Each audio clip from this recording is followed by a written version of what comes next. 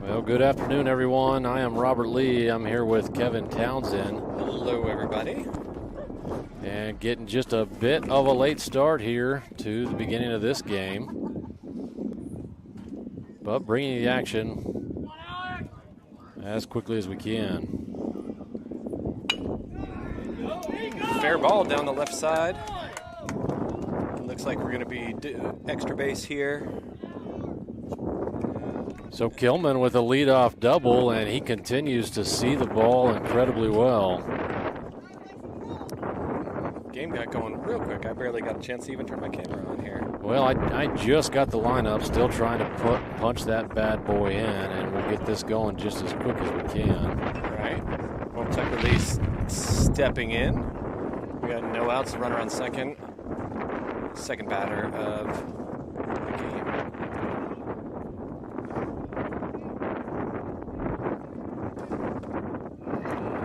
Big cut.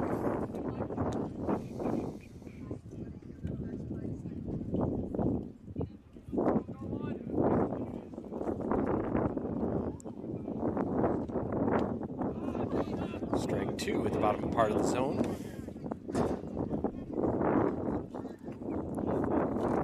Took steps back in, and you can see Alex getting his lead off at second. Runner trying to hold him on. And a strike three call. Lee goes down looking.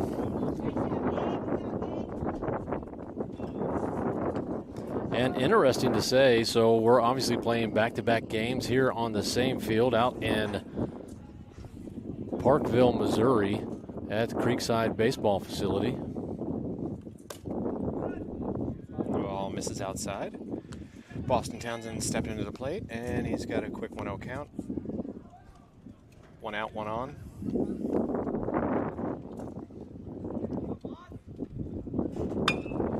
Ball in play, this one over to third. He looks the runner back and fires over to first, but Kilman with some good base running there is able to make his way over, and so with Townsend putting that ball in play, he's able to move the runner over.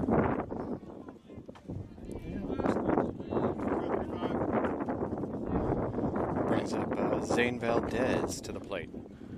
And a quick 2 outs right here for MacNSeitz, but MacNSeitz threatening with a runner on third.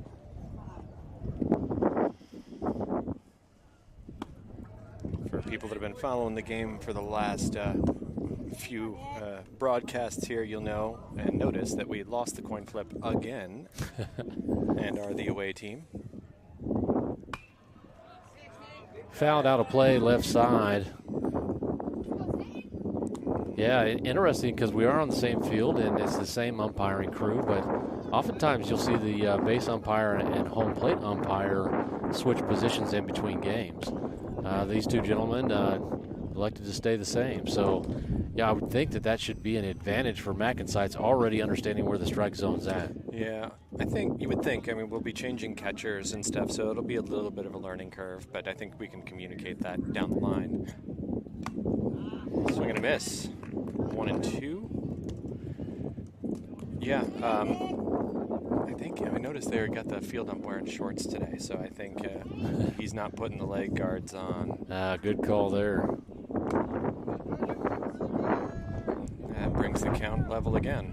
2-2. And possible they had to bring in. There's so many umpires with so many games being played, and here at Creekside and also the home field. Nice little gapper right there. Valdez is going to be up for extra bases. He is rounding. Oh, no, he just gently rounded second. I thought he was going to be on a big turn there. They missed their cutoff, and that might have been an opportunity, but an RBI double, and hey, how about that? There we go. Our leadoff runner comes in. We replace him with another runner out there at second. So that'll bring up number one, Cooper Harvath, to the plate.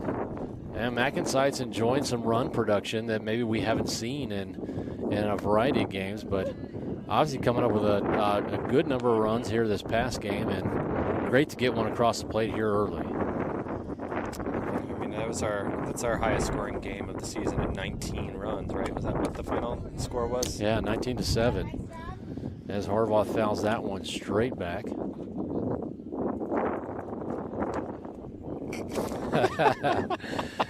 And a little hijinks by our ball boy.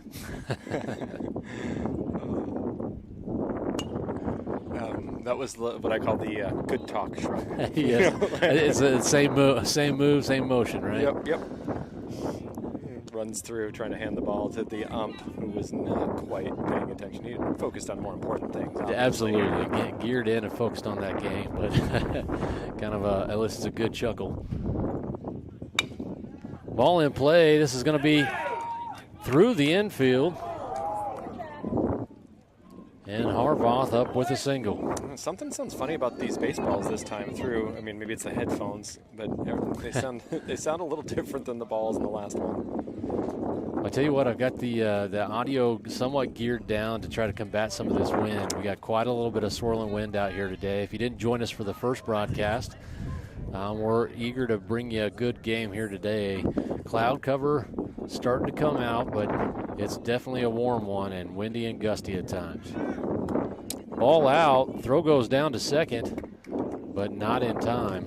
I've got to imagine you've already, in the previous game, talked about this as being our bonus game today. A little bit. I didn't get into too much depth about it, but I did talk about how the consolation bracket and how we were able to get that one game in, and kind of here with short notice, we were able to find out we had another opportunity to play again. Did get a little bit of the lowdown. Either way, we're happy to get another game, but it was a long traveling team that bowed out, that opened up the spot for us to play in here. Ah, gotcha. Somebody, a team 5 hours away, they didn't want to be finishing their game at 6 o'clock tonight and then have to truck 5 hours back. Gotcha, yeah. You'll see that in some of these really large tournaments like this one, 67 teams that large in the field, and you know, when you got guys traveling from Nebraska and Colorado and Arkansas and just all over the place, they're playing a lot of games. And so they've got to get back, get some downtime, get their batteries recharged, and get ready for that next matchup. Little pop-up, this one in the infield, third baseman calling for it. And they're able to collect that for out number 3, but not before MacNSeitz get up here early on the board, 1-0.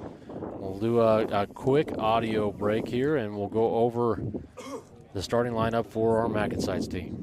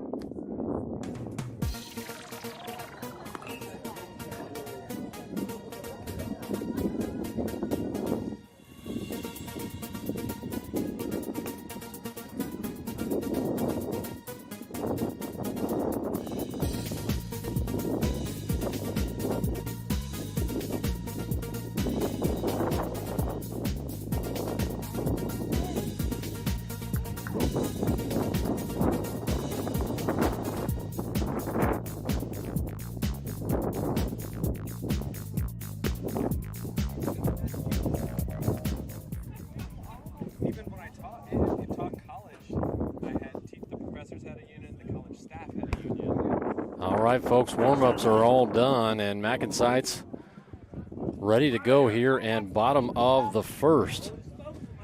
Starting for us up on the bump today is number 27, Tucker Lee, working behind the dish. Number 21, Reed Satterwhite. Round out the infield, we got Cooper Harvath at third, Parker Simons at short. That number 10, Sebastian Wingrove at second. Yes, sir. catcher. And then number 35, Zane Valdez at first. Cooper McCowan in right field. Harrison Perkins in center. And then looks like that might be, is that Alex Kilman out there in left? That I don't know. I mean, high Sox likelihood is good. I cannot see a number at this distance, though. Well, all set and action underway. Lee will work from the windup. First pitch, strike. So a little foul off to the right side.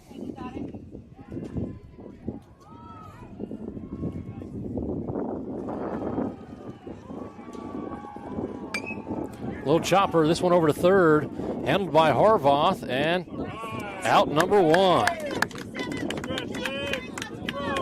Nice, efficient first out. Yeah, 2 pitches and 1 out. If we can keep that going, MacNSeitz might have a good opportunity here in game number 2. Yes, sir. Pitch efficiency would be fantastic for everybody in this heat. Fans included. Yes. Oh, good pitch. Good looking spot right there, but missed. And so pitch just talking to the umpire, or talking to his catcher rather, and just checking on where that was at.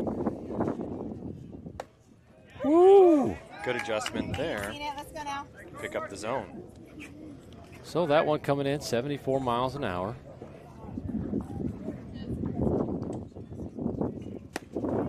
And that one missing outside. So counts what, 2-1 now, and still nobody on, 1 out. So boys have to be feeling pretty good after that last showing as Lee blows one by him. Swing and a miss piece there. I think the that offensive production, and you and I have talked about this, Kevin, on a couple of times, where we just kind of seem to struggle. We've gotten a number of base runners, but having trouble to get guys across the plate. So really good to see them kind of bring some of those folks home here in this last one. Yeah, and just let their bats get happy a little bit. Might have been a little bit of a mismatch, being totally fair about that last game, but you still got a baseball game to play, right? You don't play halfway just because you're finding. Oh! That one that one inside and just missing. This is one of the better setups, I've got to say, to be able to see that zone, and so it does. It's hard to bite your tongue. So Lee checks over on first. Runner takes his lead. All day. And a pass ball on. Actually, not a pass ball, a wild pitch. And the runner is able to make his way over to second. I have seen photographic evidence of the bad call. We don't have a review process here, unfortunately. Well, I tell you what, it's a tough job to be out there working behind the plate and being consistent with every single call. Oh, yeah. Especially when they're out here for game after game through these long hot days, and they're human beings just like we are. Without them, we don't get a chance to play the game. So we do appreciate them being out here. Oh yeah. That one missing up high, and 3 pitches, 3 balls. Lee showing some visible frustration, and that's not what we want to see from Lee. We've talked about that quite a bit, and you have to remain very kind of even keel, almost like emotionally unattached. Yeah. And that way you don't have those big spikes, and you don't have adrenaline crashes. You don't have the frustration that becomes overwhelming. Obviously, changing from the windup over to working from the stretch, there's a little bit of a difference and a nuance there. When he felt like he had that pitch on that walk, maybe letting that get into the back of his head here.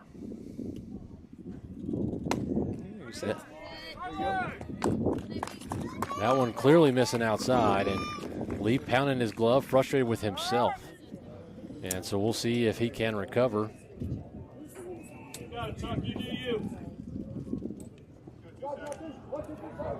Like you were saying, the brain's a chemical thing, right? Those emotions can cause different kinds of chemicals to start being dumped or produced into the bloodstream, and they can make it a little harder to perform consistently.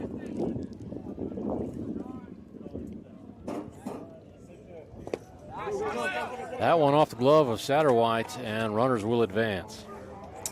I can tell you as a parent of a kid who feels, both my kids feel everything incredibly deeply. And it's you feel helpless as a parent sometimes to be able to help them through those difficult spots. At least I have in the past, And oftentimes nobody more critical of of anybody than their own kid. Yeah. And obviously, good pitch.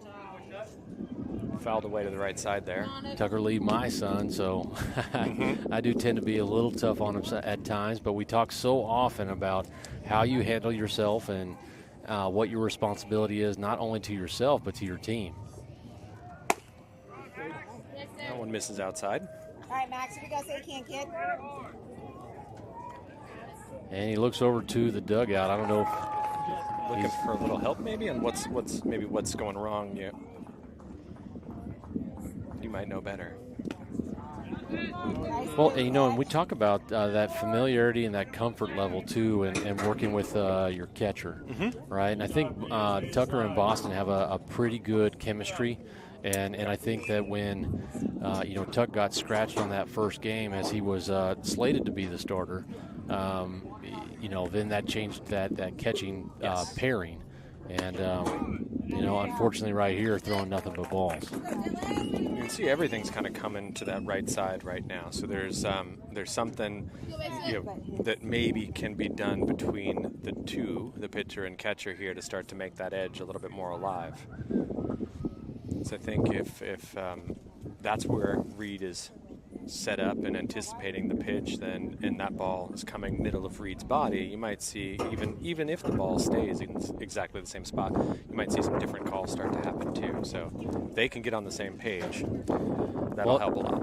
And I'll tell you what, it's never a good idea for a pitcher to kind of like, not necessarily show up an umpire, but to visibly, communicate their lack of agreement, I guess, and stuff like that. And when you do that early, man, that's typically, it could be some tough sledding for you. I like that, tough sledding. So, quick mound visit. Here we go. And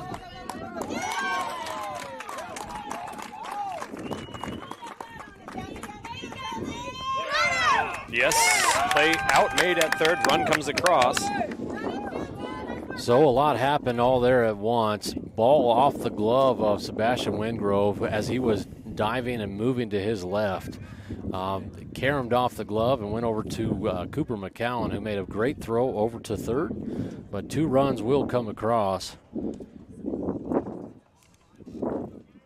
And we end up with 1 down. Runner on second here. Or 2 down now, rather.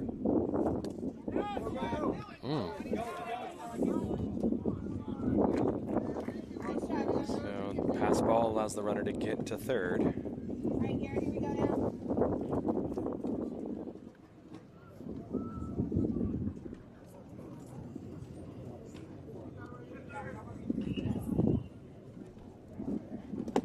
Overthrown right there. Reed moving well laterally there to keep that one in front.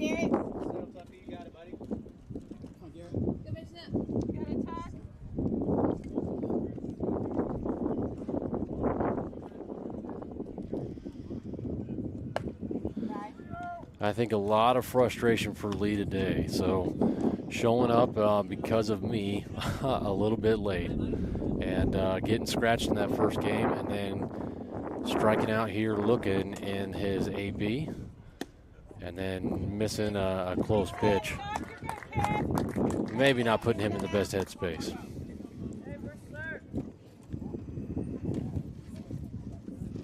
It's one of those situations you can call time, do a lap around the bump, find a way to change your breathing, change your mind, right? 100%, and you got to be able to do that, and the teams need you to do that, and something these guys work at and get better at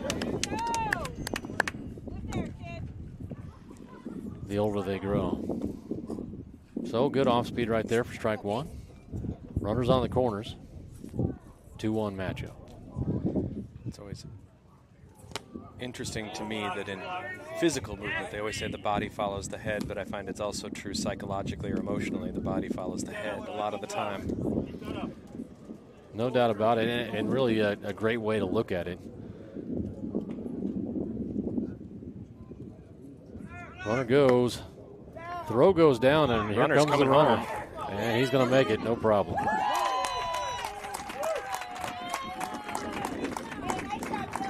Always a risky move to throw to second with that runner on third.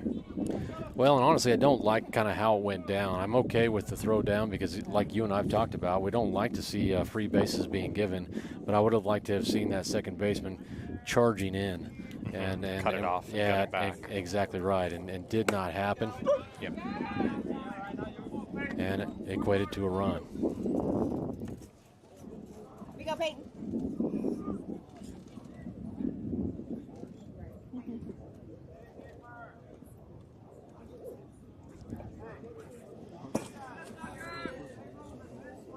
I love it. Tuck taking a second to regroup, get his hair all back under his hat again.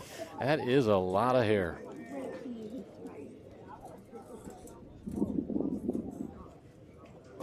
Feels like that's baseball these days, right? You need a lot of hair. You got to get the lettuce flowing to be a real ball player here.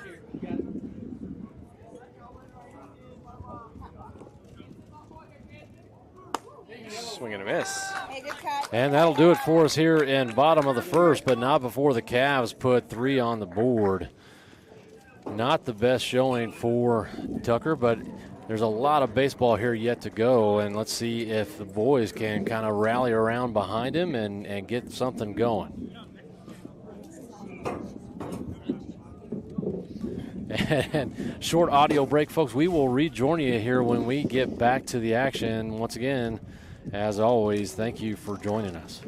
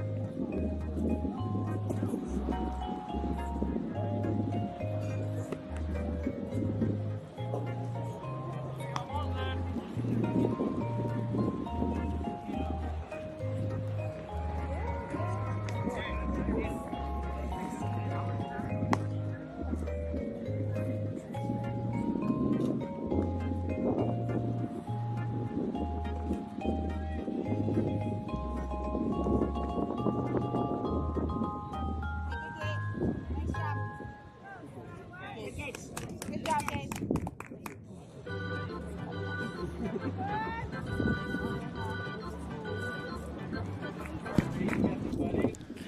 All right, back in it. Reed Satterwhite steps into the box here.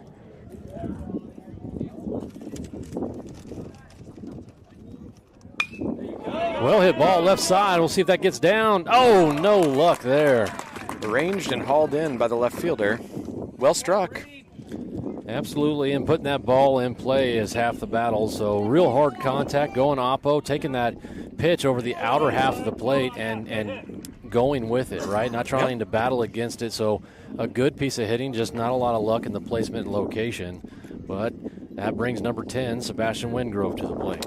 Now, if we can learn from what we did last time, right, have an approach. They knew which pitch they wanted to hit off that last pitcher. They waited for it, and they drove those pitches. If we can do the same thing, different pitcher, same strategy, have a plan, enact your plan. That one just dribbling, Goes and foul. oh, thank goodness. Sorry, I didn't mean to step on you. That was like just a gut reaction. So Wingrove, the benefactor of a lot of top spin and catching the turf and just scooting across that foul line. He'll get another opportunity to put one in play. Ooh. Dribbles underneath the catcher. I thought maybe that caught him in his thigh, but I know, with the headphones on, I thought I heard something, some other contact as well, but it must have been maybe catcher's glove or something. it could have been that leg guard, but now Wingrove working on an even count. That one misses. was inside. So he'll step out, regroup, and now back in the box, ready to go.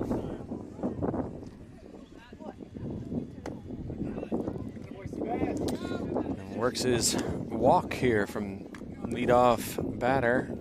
So I must have been behind on the count there. Well, regardless, Wingrove earns a freeway on base, and that's just one down now. Notable to say, the Cavs pitcher working from the stride even with nobody on, so still feeling comfortable, I imagine, with his approach. The other ball. Yeah, I hear you. Like, everybody's they pitch from where they're comfortable, right? Like, sometimes maybe we can capitalize on those little differences, right? Absolutely, and you'll see that sometimes. Ooh, hard hit ball, but that's well out of play. Got a little bit under it.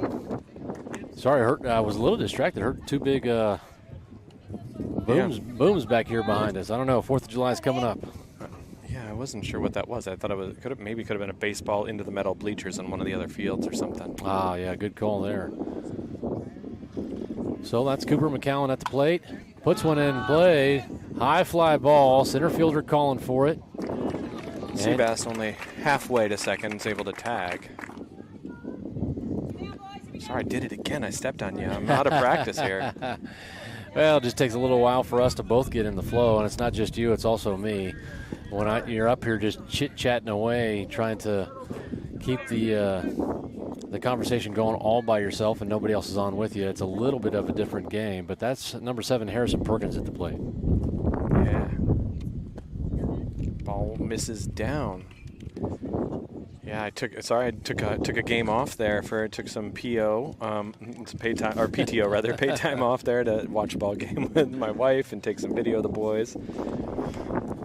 Absolutely, and I think you got to do it. I almost considered not broadcasting today, and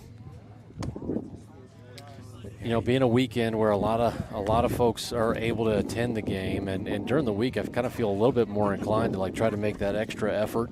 And bring people those games because they're able to at least tune in for some at-bats and things of that nature. But it's been a long couple of hot weeks, and I thought maybe just about coming to the game and just trying to watch that myself. But well, we always got the Game Changer running, so if somebody really wants to watch, they can watch that camera. I know my parents are in New York watching right now again. I know friends in Austin are tuning in all of the time. So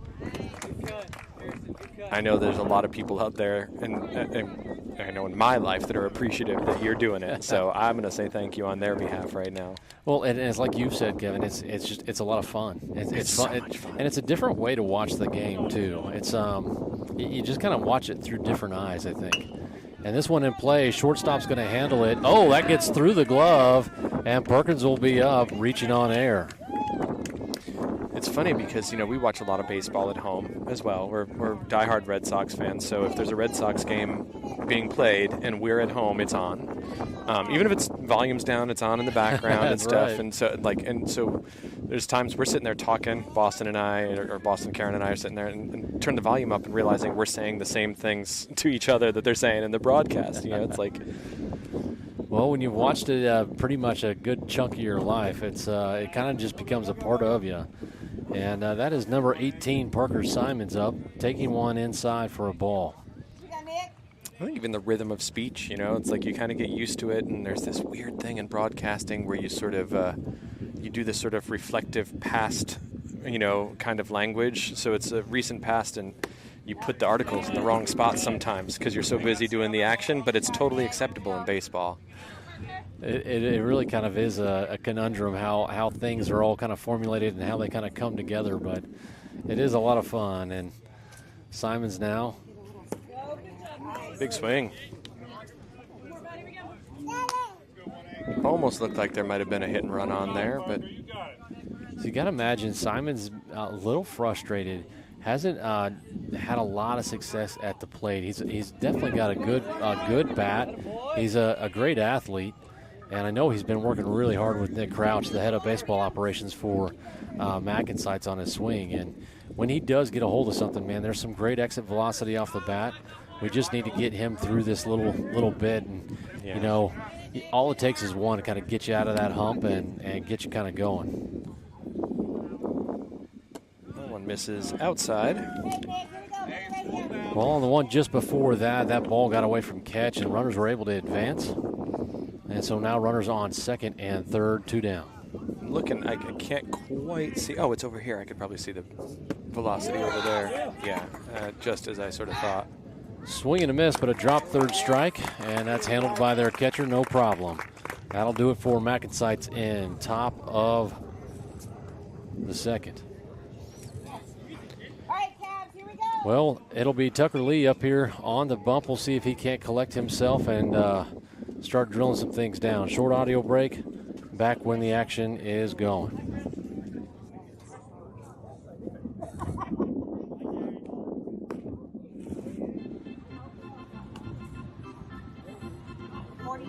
Oh, yeah.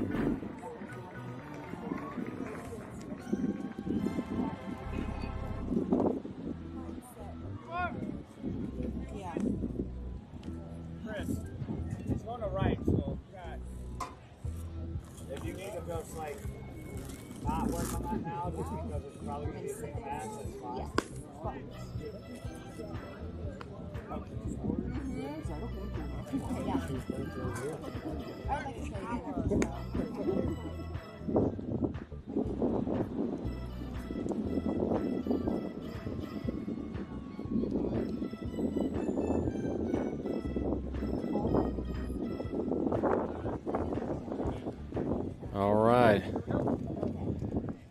Well, back to the action. Number 38 for the Cavs steps into the box. And Lee will work from the windup.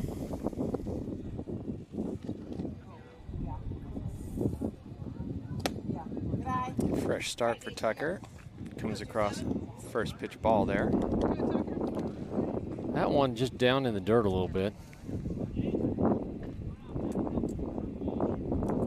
I was kind of talking a little bit here in between the innings, and you know, there's so many different mechanics to pitching, but because Tucker is my son, I kind of see those nuanced differences that I know he's worked on in lessons and things like that in the past, and it doesn't look like he's getting a good drift there, getting a little bit kind of heavy on that back leg, a little too far.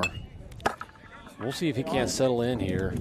And I tell you what, that's one of the things I've noticed about a lot of the good MacNSeitz pitchers is even if they don't have their best stuff, just trying to figure out how to get an out here or there. Alex Kilman, notably, I think did that well the other day.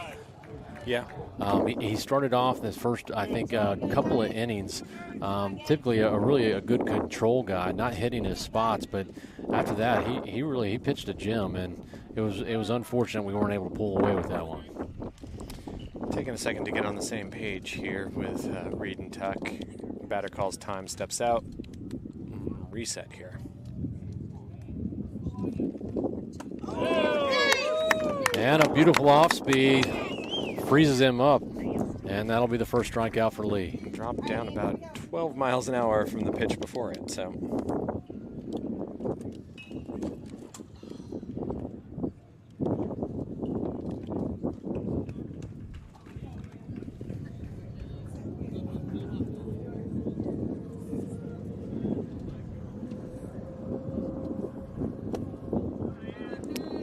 Miss. That one looked like it might have caught a little zone at the bottom there, but didn't think so.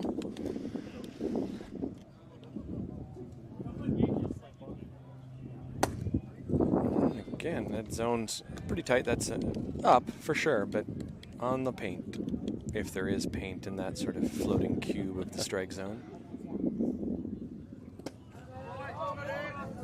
You go, Ian.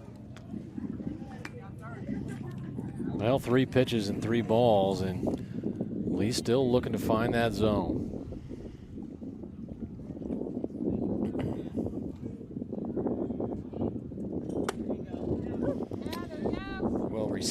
well pitched there. That definitely caught front part of the zone there and was able to get the call.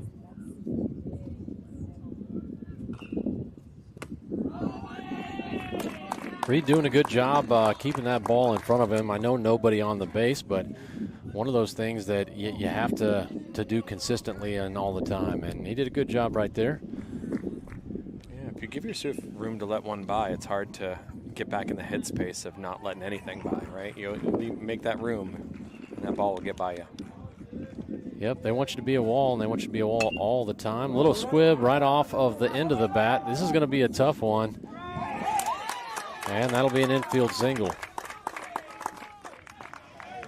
We talk about that a lot, too. For a shortstop moving to their right like that, it can be really hard to reverse your momentum to make that play. Also, not a hard hit ball, so it's one of those things that takes a long, slow path to the infielder, and by the time the infielder gets there, the guy's on first. No doubt. And that one got just far enough past the pitch, had no opportunity to get to it. But now we have runners on second and first. A little first pitch strike here for Lee.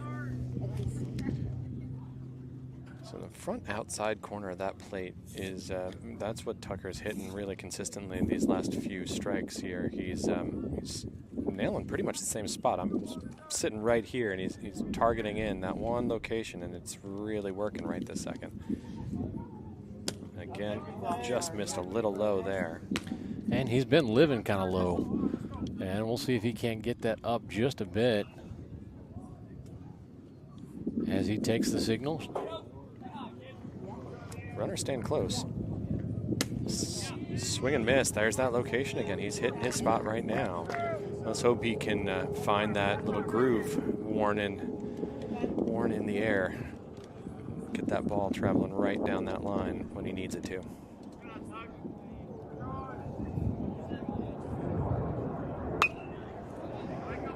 Little foul ball, right side. Fair ball, and an out. Wow, I'm surprised they called that fair. Did you feel like that was fair? It traveled half the distance in foul territory and rolled back into fair territory. So I would, we're the beneficiaries of that ruling here, but no, I would say that was a foul ball. Well, and out here for the records, and runners will advance over to second and third. 2 down now.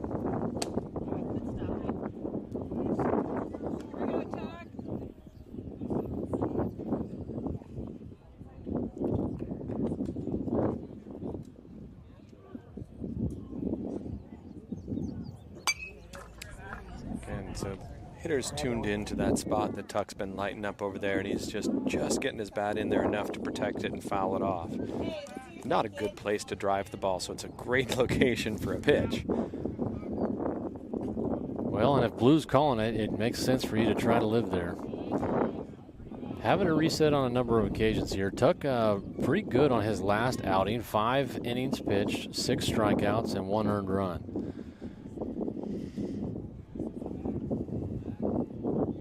Good pitch there.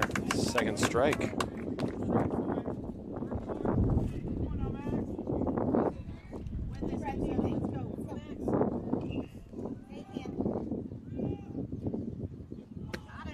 Strike 3 call. And again, that 10-mile-an-hour drop in speed for the strikeout.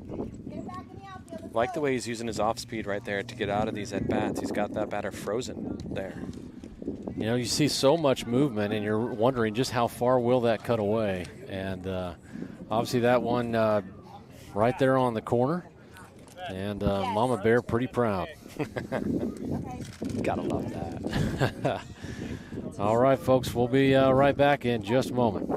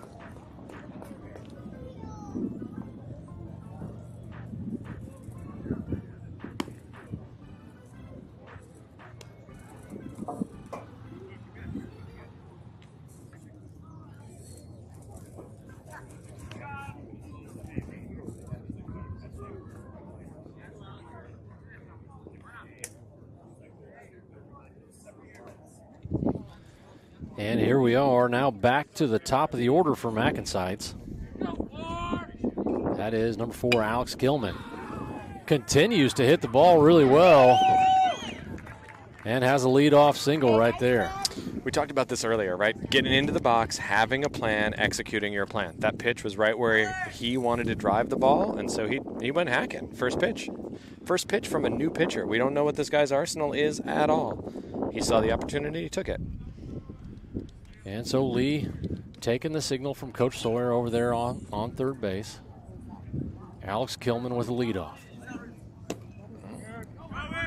Tuck.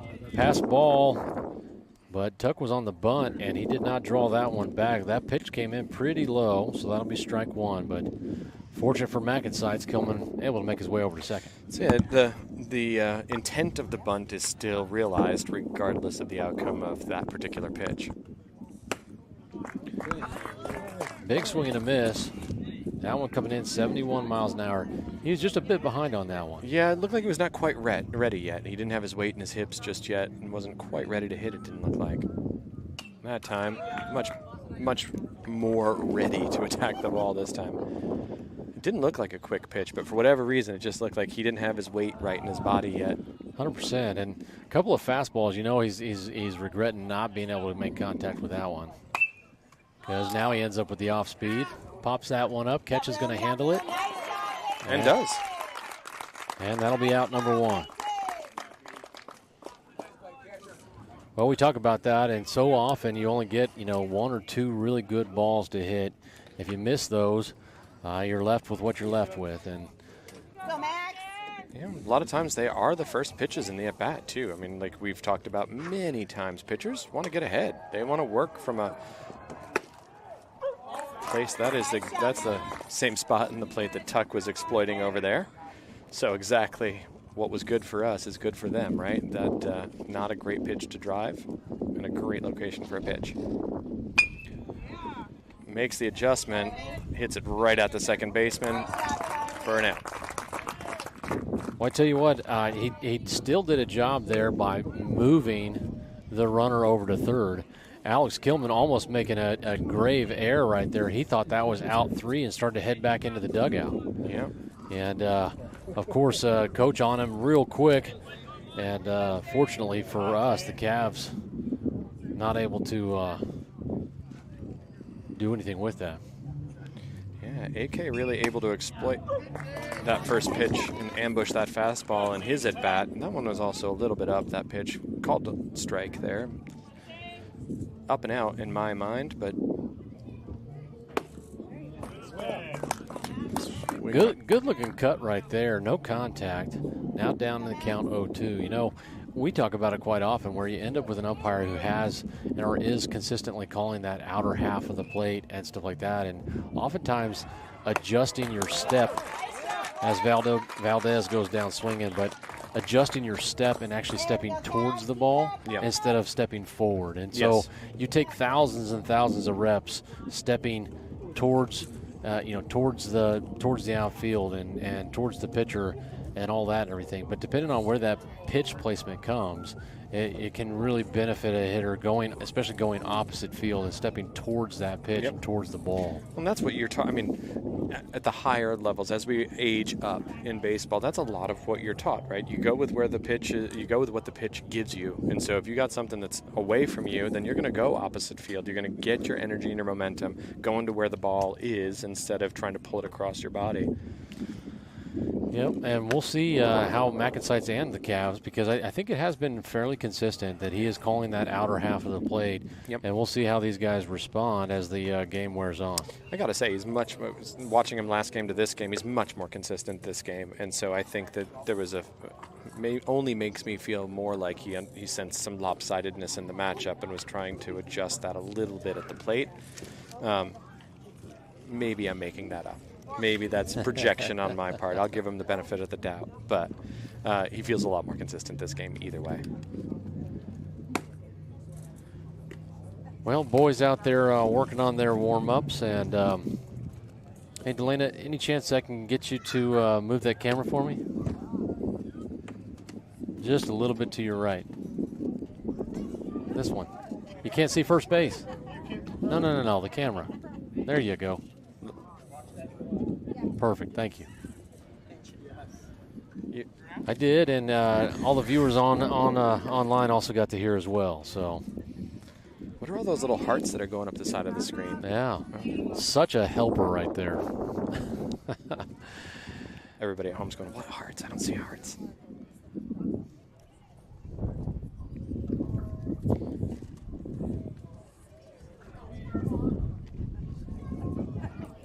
So Lee will work from the windup to start. A good pitch.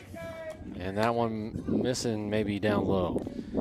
Gotta imagine that's coming across at about an inch and a half above his front knee. So I think it's just that one as well. See, I think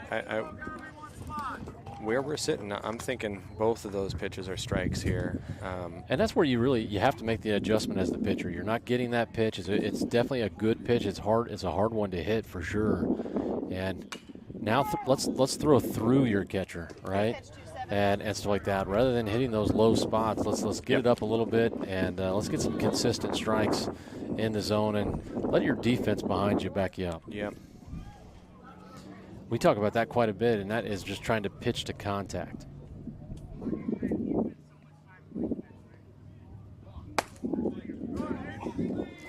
So if you're not getting the low one, you're really wanting that one as a pitcher.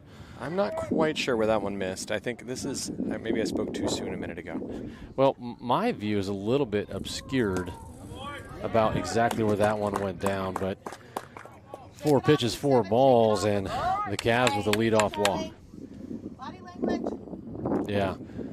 Sometimes you can just tell when the emotion is being worn on the face, but I really like that Reed's taking the opportunity here. As a catcher, you're controlling it. You're helping control your pitching staff, your infield, and everything. You kind of take that field general mentality, and he saw that Tuck was kind of struggling mentally, so he takes a small break and tries to talk him off the ledge. Yeah, it's so true. It's like, and it's one of the things that makes it hard to be a catcher, right? You really got to know not just a bunch of different things about how they throw, but how do they feel in different moments? What do they need? I remember Boston working with a senior who has graduated this year, and if Boston made a move to come talk to him when he was struggling, he'd get real frustrated. Like he needed the time, but he did not need the consultation.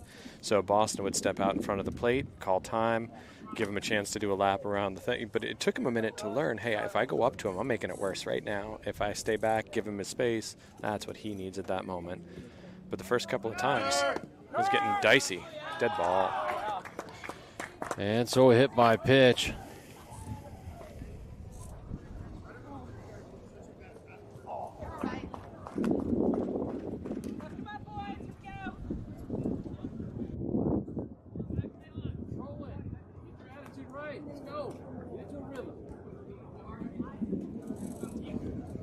Sorry, I had to do a little dad moment there. I didn't notice. That one missing outside. So we got no outs, 2 on here, and 1 ball to this batter.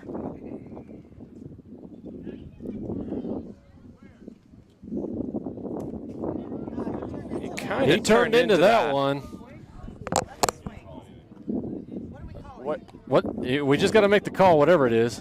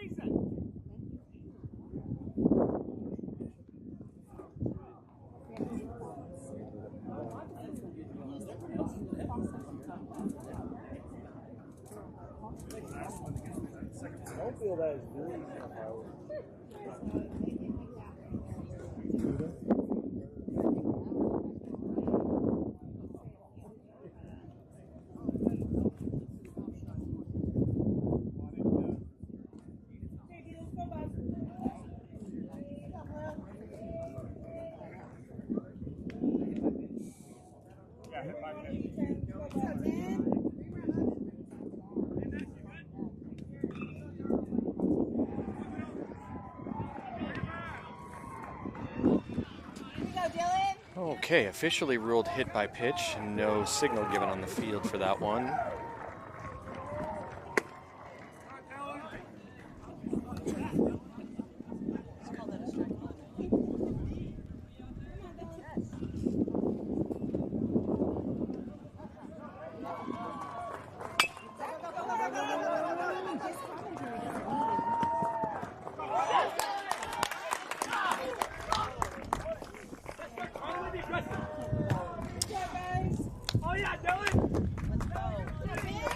All right, so runner on first, runner on third, another run across the plate. Pretend that the middle of that call just all got done properly the way it should have, and you know everything you need to know. So runners on the corners. Well, that'll make it a 4-1 matchup now.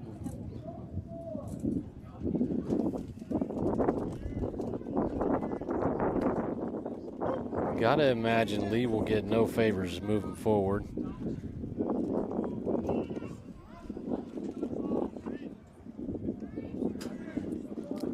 Strike one called. Ball in play. This one is short. And in Sailed. back-to-back plays, Short unable to come up with the throw.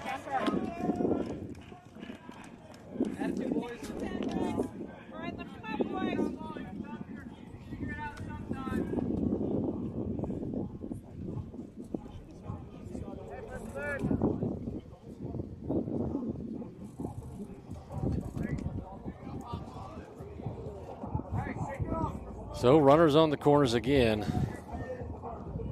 Nobody down.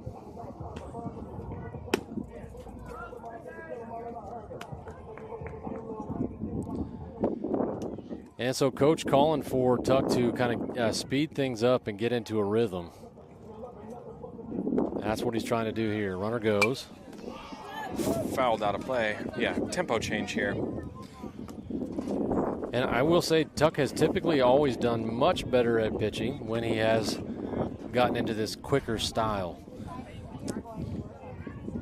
It's a lot harder to marshal your offense, I think, when you're not sure of the timing of things. You know, I mean, if you've watched professional baseball, man, if you're watching any high school games, you're going to see the first base coach standing out there with a stopwatch.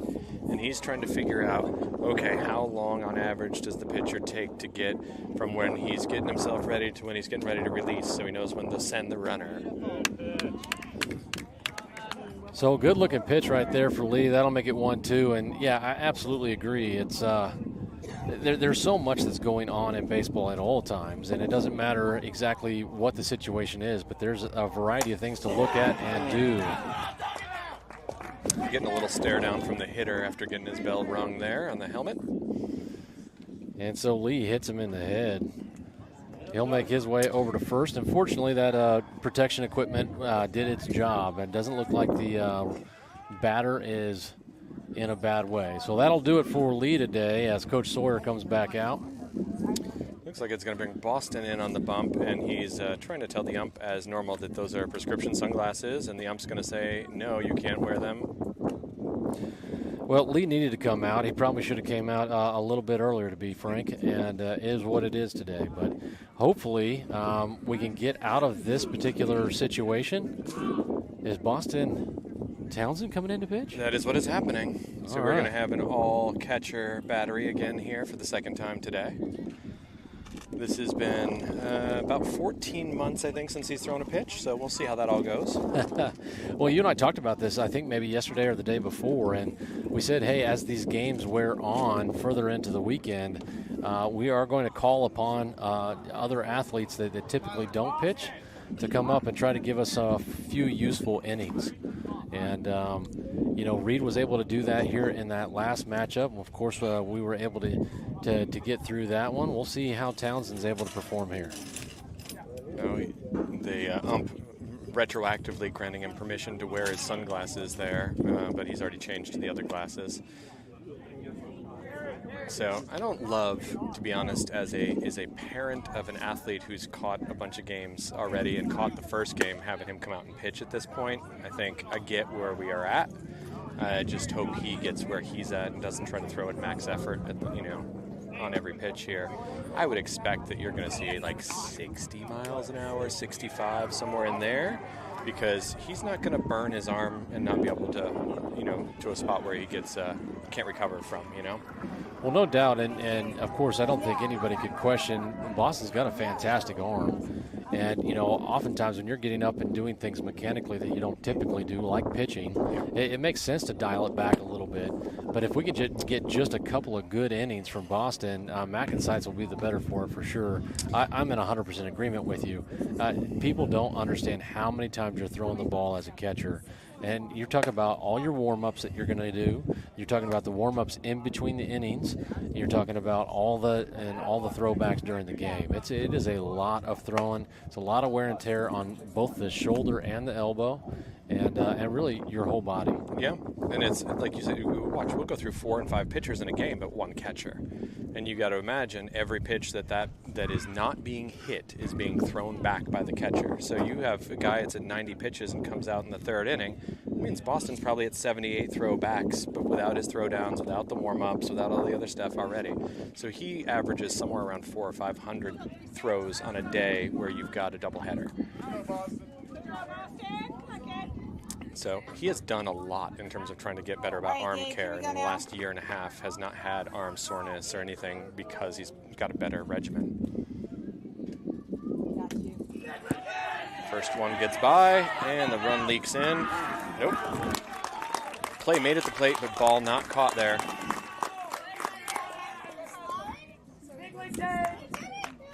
So the Cavs faithful, obviously exuberant on the continuation of adding more runs. Yep. Like I said, I think this is the major league equivalent of watching a position player pitch. So if he can get in the zone there, and just throw some strikes here, we'll be all right. Let's go, Gage.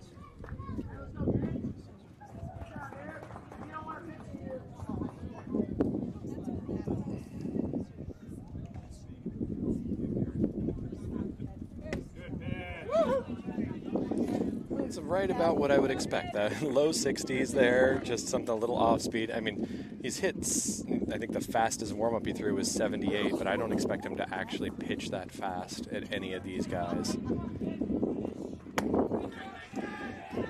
Well, I tell you what, and you talk about a position player coming in to pitch or whatever, he's kind of shortening up that stride, almost a little bit of like a slide step. And so what you do is you clean up some of those mechanics a little bit, and you take that out of play a little bit, and that gives you a little bit of better opportunity to deliver a strike.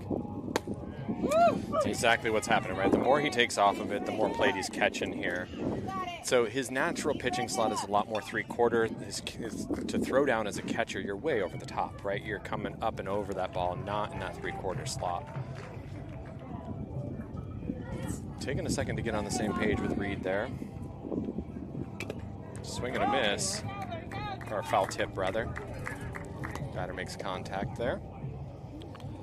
I don't know what the count was there. I had it at 2-2 right there, but I'm confused. The ump didn't even call a foul ball there, so we're losing some communication. There's no verbal, no visual.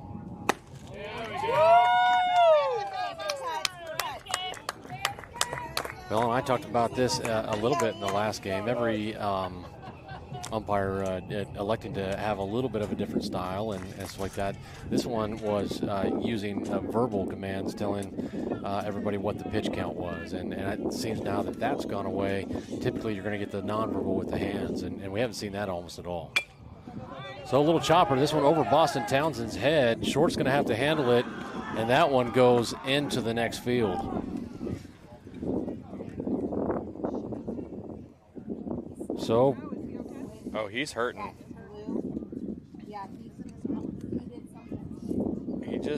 He's holding his arm real funny right now.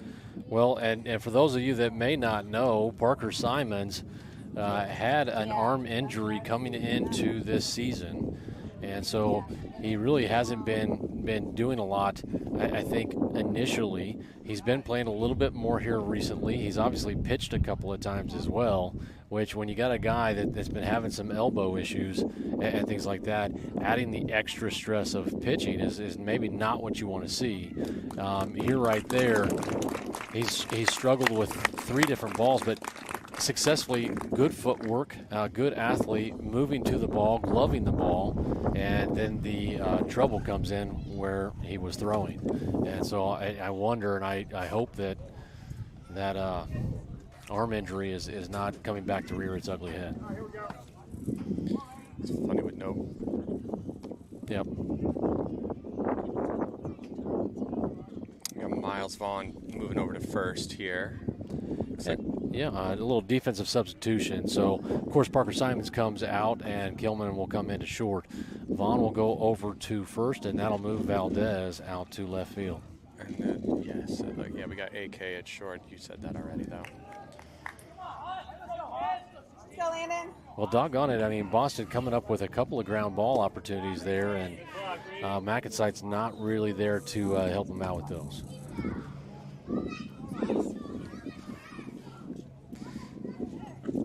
Trying to get back in there and find some space to live in the zone here. Yep. Yeah. Yeah. Everything tailing away from that hitter right now. Pretty far outside the zone at the moment.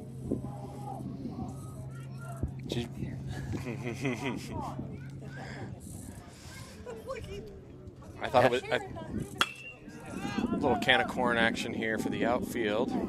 Perkins playing fairly deep, but double play.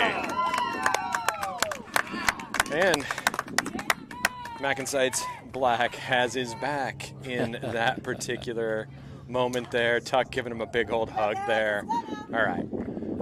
Well, that's good to see, you know, and I tell you what, it really looked like Perkins was playing pretty deep in center field, and so he covered some good ground. I think that runner on second base thought that was going to get down, which is why he didn't tag up. Yep. And then Perkins, of course, came screaming up, as we've so often seen.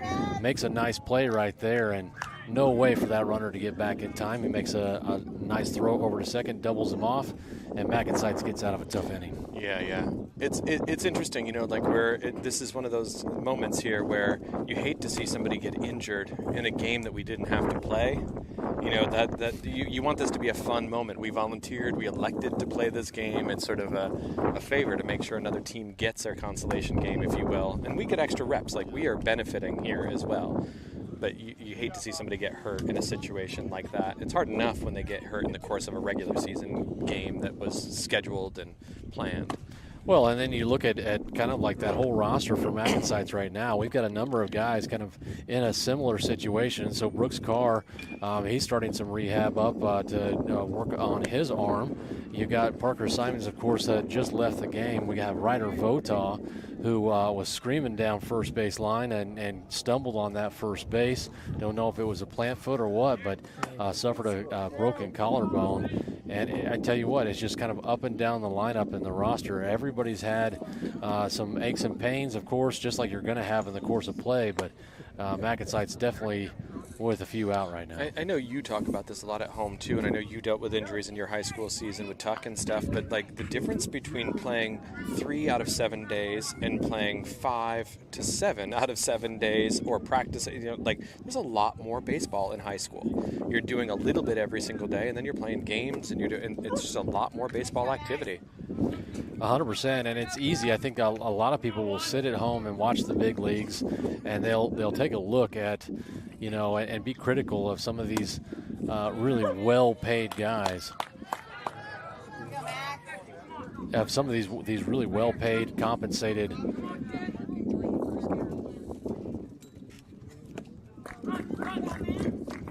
So a little distraction right here, no big deal. But Cooper Harbaugh goes out on strikes. Little frustrated with that at bat, I believe. I think in the added call, it was drop third strike there, and the added tag just was a little bit one too many things and put him over the edge a little bit, I think, there. Nice job, Mac. Curveball's working. And so that's number 5, Brooks Carr at the plate. Little chopper, this one over the head of the pitcher. And he'll reach safely there. And I don't know if there's some kind of ghost out there at shortstop right now, but almost same kind of play on the Cavs end. Well, yeah, I'm going to say that's at least the 3rd throw in a row that going that way with the exact same result. Yeah.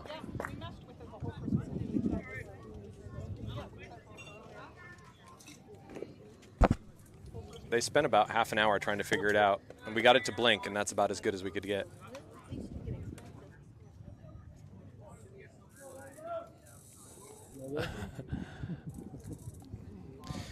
Some frustration that the scoreboard is not working. Well, I tell you what, as we call play-by-play and take a look at things, we always appreciate it when the scoreboard is working. Sure. and stuff like that. So that was a Cavs parent really wanting to get that scoreboard up and running, but a couple of difficulties here. So runner on with a count that's even here at 1-1.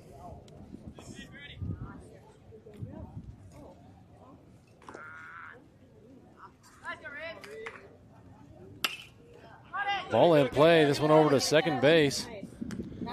Looking to turn 2. They'll take the lead runner and elect not to make the throw over to first. So that's 2 down.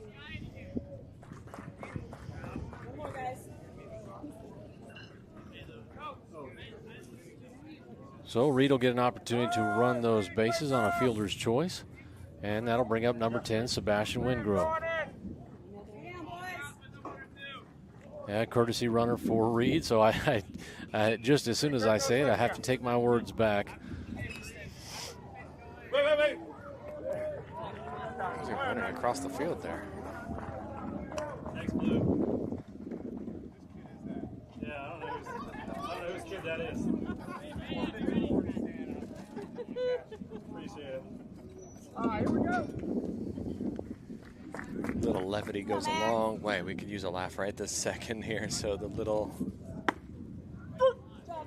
drops in for a strike. I tell you what, that looked shoulder height to me as it came across the plate, but a runner on first now. 2 away. Wingrove working with a strike. Pounds that one at the opposing dugout. Seabass waiting late to make a decision there on purpose, right? That ball's coming across. He's thrown a lot of off speeds right now, and he's given himself a chance to do some damage with that off speed pitch by hanging back, just keeping those hands back a little longer. Once again, same approach here.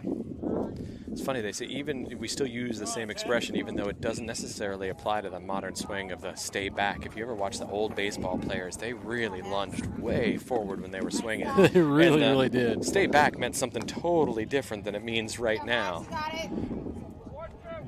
Now we're often talking about keep your hands back. It's not about don't start that forward momentum, but keep those hands back and ready. And again, fly ball right side. That's shallow. And the right fielder comes up with it. So that'll do it for MacNSeitz in top of the 4th. And we'll go on a quick break here. MacNSeitz down now 6-1. I can see Rosin is making an appearance on the bump with my aggressively sweating son playing the role of pitcher right now. I feel his pain. Any physical activity, like, always gets the sweat going in for me. So it's like, need that rosin right now.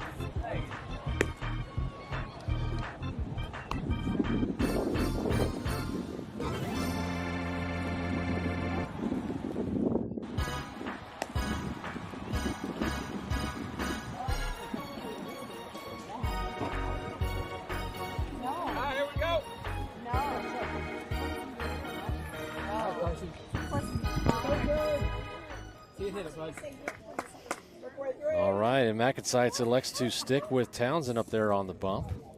Pretty sure they got no other choice. I mean, no disrespect to my son and all, but I don't think he'd be there under normal circumstances. There we go. Good looking pitch to start. A little off speed. Shaved even a little bit more. We dropped down another 3 miles an hour that time from 63 at the end of last inning to 57 this inning. I like it. Didn't get quite the same action out of that one. I'll even up the count now 1-1.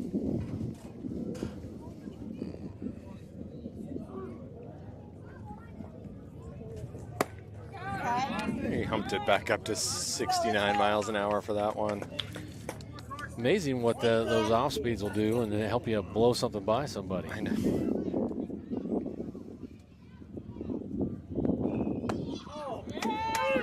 There we go. So I like this. Frozen with a curveball. Yes, sir. Love the living in the off-speed and breaking ball world there. One fastball to make him think there might be another one coming, and even a sort of a medium fastball at that, right? A lot of our pitchers live in that sort of mid to upper 70s, and so he's a lot different look for these guys right now. Oh, a little over grip there.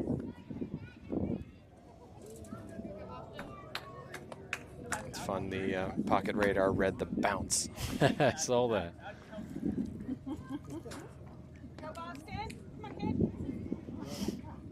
Well, the wind that we had here in the first game kind of started to slow down and taper off. There we go. There, so really humped it up to 74 there that time around.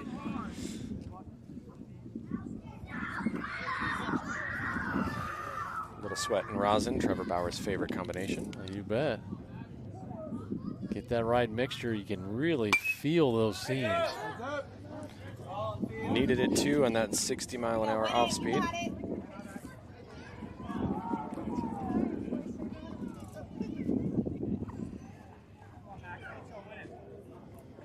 So this is the definition of don't try to do too much, right? Well, he's up in the count right here now, 1-2. Keep fighting, you can win it. Yeah. And pitching to contact, I think, certainly as a position player, knowing these guys are going to be behind you. Oh. There comes back the old habit. Little hit by pitch, and, I like it. Boston shakes his head. Okay, no problem. Let's just keep going. We talked about this off mic before, but he's right now he's living in this is a separate game for him, right? Like this has nothing to do with the baseball game they're playing at the moment. By necessity, he's had to figure out how to compartmentalize things a little bit in order to be successful at one when you're not at another.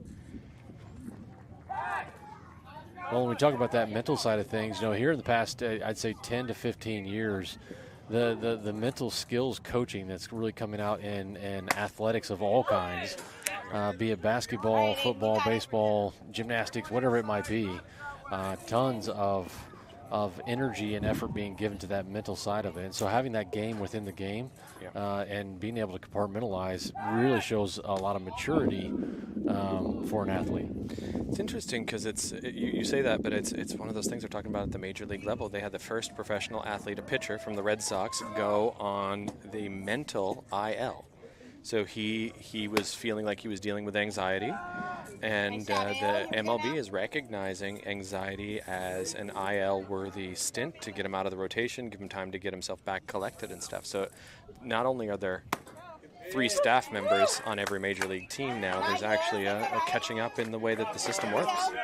It really is kind of amazing, and I think, back all those years ago when it was really just kind of referred to as the yips, right? And you get a guy, and really that it's a mental side of things. It's not that the athlete isn't healthy or doesn't have the ability to do those same things physically, but it is more so on that mental side. We all those long trips back and forth from Liberty down to Martin City, we would listen to audiobooks, and Bob Tewksbury, who was a pitcher for the Red Sox at one point in time, turned mental skills coach, and a great audiobook. by him talking about those the mental side of the game and how he went from becoming a player and becoming that mental skills type of coach, and really working with the pitching staffs, and now having become a journeyman and doing that and going to a number of different teams and really helping athletes of all kinds. So a stolen base on that last sequence there. Runner is now on second. And I'm a bit behind in our pitch count, I think, on our ticker. Goes Oppo for a single. Hitting the gap there. I think the count was 3-2 on that particular at-bat there with several fouls off there. But so quality at-bat for sure. again, this is where I would like to see the pitch count stay low, you know, as the parent of an athlete here. But hey, the situation is the situation. Well, and hopefully with any fortune. I mean, I think that McCowan and Perkins, I think there are a couple others, even Wingrove, should have some pitches left here. Wingrove is able to collect that one, and MacNSeitz now with 2 down. I'm going to call it a medium ball. Like there, hit. It's not really the fastball, but it's faster than the off speed. So, well, maybe we can coin that and bottle it up and start selling it. There we go. We got the medium ball, the med ball. Yeah, that's it. But that's something else all together. Yeah, it's really just it's thrown like his typical 2-seam, just with a lot less behind it. So there's a little tiny bit of movement, but nothing like you get when you're actually hurling it. Runner goes. Ball straight to third. Big bounce at the end, and Harvoth not coming up with it. I don't love throwing the ball across the diamond there after you've bobbled it there. It's a long throw with a runner on second. And MacNSeitz just not playing with their heads on right.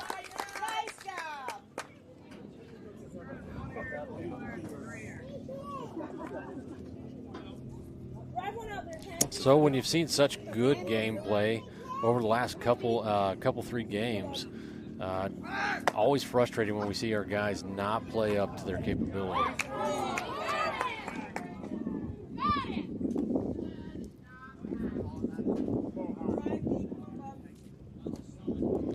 Well, the score now 11-1 in favor of the Cavs. This is one of those things. This is the first game of the day. This is a different game. If this is, yeah. Well, I tell you what. I know that when we were discussing it late last night, before we found out about the additional game this morning, you know, Tuck was telling me he felt like that the entire team needed a few days rest. Yeah. And he said, you know, after Arkansas and then going through the heat, and then of course the big long day where we're at the ballpark 13, 14 hours with all the rain delays, I think it does kind of wear on a guy, and having just a couple of days to refresh those batteries will definitely be good before we're headed into that next travel tourney. Just a short jaunt up the road, but we'll be playing out in St. Joseph. Oh, is that where we're headed next? I thought so. Originally, I thought we were headed south. Did they change that, or well, maybe I think my timing's just messed up in my head here. Swing and miss right there for strike 1. Maybe. I think was that's right. there a foul ball? I don't know. The ump not showing Anything. what the count is at any point in any at bat anymore. That one, a line drive right to Killman, and that will finally end the damage for MacNSeitz. I tell you what, most of those runs, courtesy of Tucker Lee, but we had a number of errors out there in the field, and you could just kind of see the fatigue on some of the boys. But still some positives out there. Man, oh man. Well, leading off this inning is going to be number 44, Cooper McCowan, followed by number 7, Harrison Perkins. We'll go on a short break here. I'll be right back with you folks.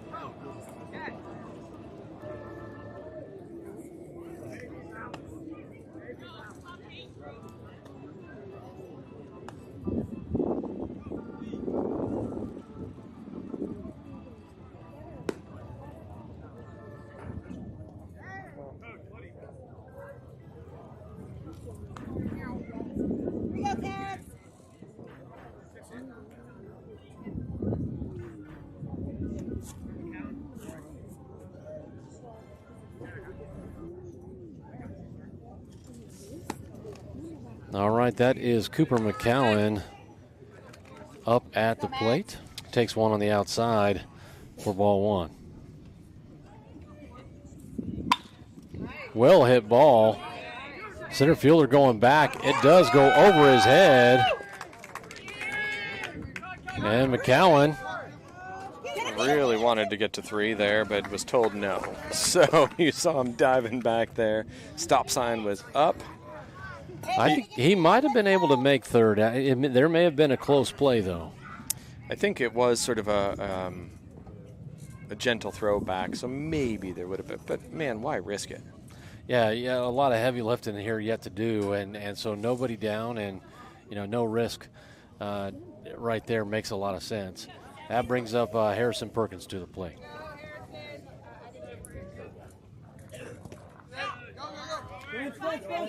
And that pitch gets away from catch, and runner will advance.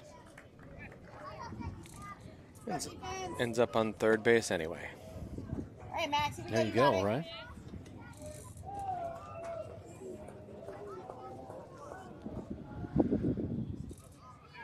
So 2 pitches, 2 balls here to Harrison.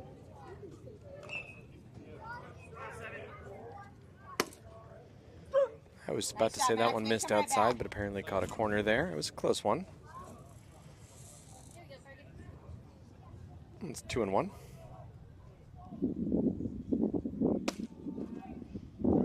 That pitch makes it 3-1. Again, I'm not quite sure where that one missed. I think that's a strike most of the day. Well, I tell you what, I am a little bit speechless at this point, but ball in play over to short, and Harrison doing a job, almost legging that one out, but not quite, but does get the RBI. I think we try to be as objective as possible back here, and even when it's going our way, we can still see that there's some inconsistencies happening. It was a close play at first, but Harrison's making his way back to the dugout, so that's one away with Miles stepping in here. Well, we're still quite a little bit of baseball here yet to go. We're top of 5, although the game has moved up rather slowly. You got a couple of innings left, including the rest of this one. So if we can just chip away at the ball game, maybe we can claw our way back into this one. Now Miles Vaughn at the plate. Miles hits a gap. Oh, Gloved by the shortstop. yeah, really nice play.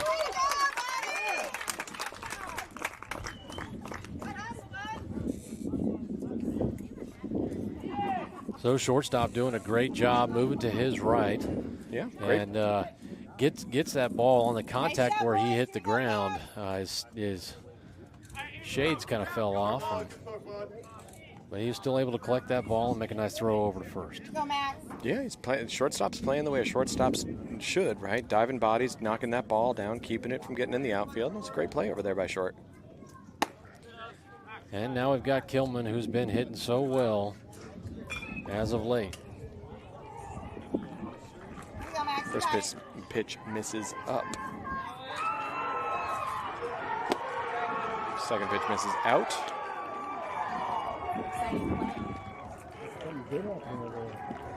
Something big's happening behind us here. Well, a variety fields, 6 fields out here at the Creekside Baseball Complex, and as you might imagine, they try to back them all up to each other, so the concessions are close at hand. So 3 pitches and 3 balls here for Kilman. And a gift of the 3-0 strike, which is just one of those old school baseball things. Again, Max.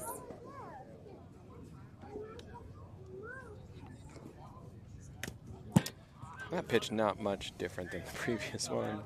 That's all right. Nobody hurt. Here we go. Well, Kilman does make his way down to first on that one. 31-27. Tell you what, I'm all for a liberal strike zone. I like to see guys swing. I like to see guys hit. I want to see that ball put in play. That's what makes baseball so exciting. And at the same time, if we don't work within certain parameters, it can make the game a little bit more Yep. Tough to enjoy, but Satterwhite with the strike right there. Kilman with the lead. Pitch working from the stretch. I think that's Anthony. Oh, you're right. My apologies. And Anthony Sutcliffe with one right up the middle. So nice to see Sutcliffe come up with one right there. Boston playing bat boy before he steps in for his at-bat there, collecting Anthony's bat. Gliding that bad boy over to the dugout. A lot of the guys don't like to see their expensive bats being chucked around like playthings. Well, that's Boston Townsend now up at the plate. And tails into the lefty batter's box for a first pitch ball.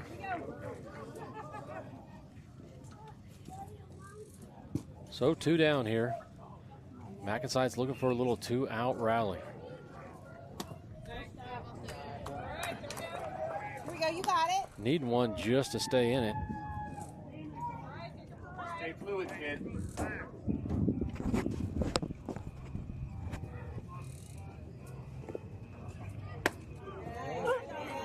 Nice pitch. Keep it up, you got it. Called for a strike there.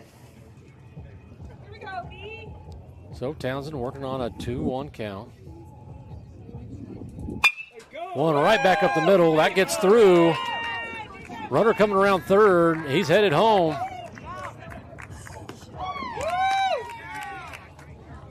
And that'll be a little RBI single.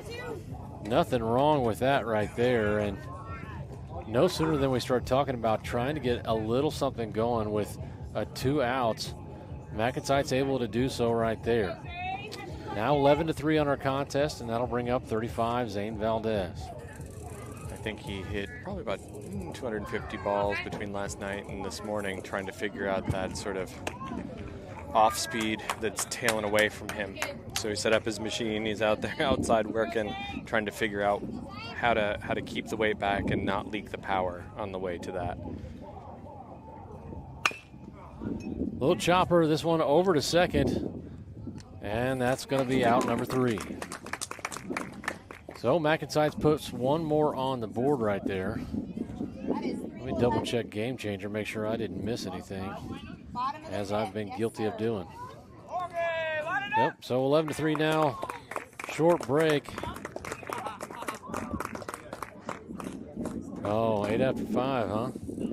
All right, well, that'll do it for us here out at Creekside. Thanks so much for joining in. This one was a little bit tougher for us to watch. Yeah, thanks for tuning in. Thanks for having me again, Robert. And we'll look forward to seeing you the next time we get these cameras up and ready to broadcast. Absolutely, always enjoy it, and make sure you reach out to your favorite athlete out here. Give them some encouragement. These guys have played some good baseball this weekend. They'll get a much-needed break, and we'll see you coming up here next week. All right, take care, everybody.